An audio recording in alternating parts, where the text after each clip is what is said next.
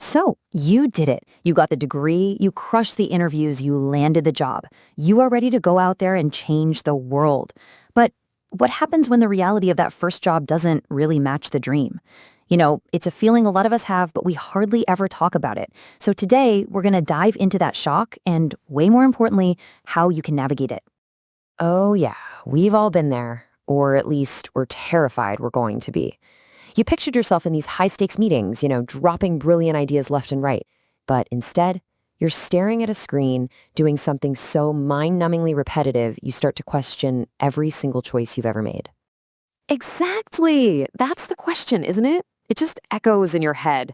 It's that sinking feeling you get when the shiny promise of the job offer kind of fades, and you're left with the day-to-day grind. Well, this feeling actually has a name. It's the first job shock.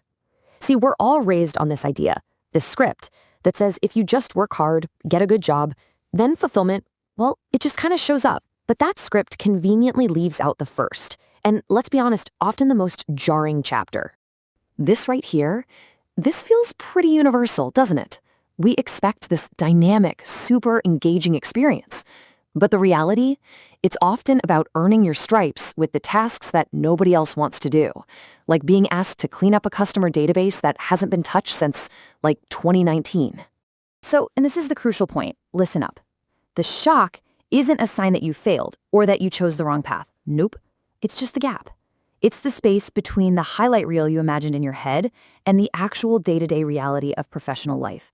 And learning how to bridge that gap, that is the real first lesson.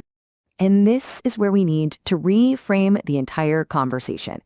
It is so easy to see this phase as this frustrating detour, right? A total waste of your potential. But what if it isn't? What if this is exactly where you're supposed to be?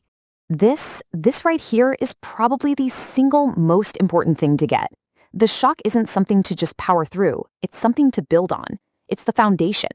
So the real question is, how do you start laying those first bricks? Well, that brings us to our first big strategy. You have got to learn to separate your immediate job from your long-term career. Because trust me, they are not the same thing.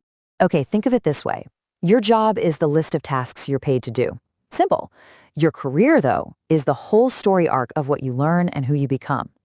So that boring spreadsheet cleanup, that's not just data entry. It's actually a masterclass in data hygiene. It's a chance to see how your company really works from the ground up. Your job is basically the classroom for your career.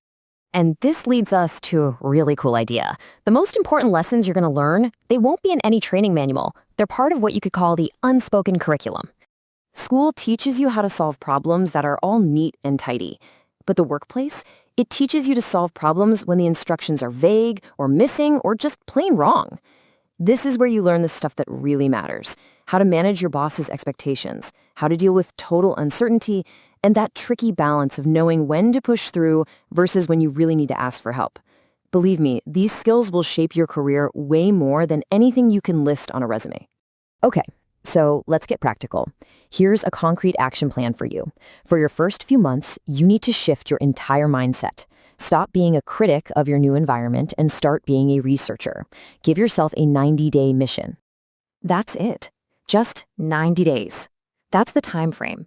It's a deal you make with yourself to just observe and learn before you pass any judgment. So your mission, should you choose to accept it, is to collect data, not complaints. Watch how decisions are actually made. Figure out who the real leaders are, the go-to people for everything. Understand the true workflow. The goal here is so simple. Curiosity opens the door to learning, while judging things too early just slams it shut. And finally, we have to talk about success. Because in school, success was easy, right? It was an A on a report card. But in your first job, the metrics are completely different. And frankly, they are so much more important. This is your real scorecard. Forget about grades. Focus on these 3 R's. First, reliability. When you say you're going to rename those 400 files, do you do it well and on time? That's where trust begins. Then there's resilience. How do you handle tough feedback? Or when a project is totally bombs? That's what shows your character. And finally, relationships. The network you build in this first job can literally support you for the rest of your career. This is how you prove your real long-term value. So in the end, that shock, that gap between what you expected and what you actually got, that's not the problem. It is the curriculum. It's where you learn patience and professionalism and that quiet confidence that comes from doing the unglamorous work without ever losing sight of the bigger picture. And that brings us to the end. But I want to leave you with this question to chew on. Whether you're years into your career or just about to start, what was your biggest expectation versus reality moment? Thinking about that might just show you how incredibly far you've already come.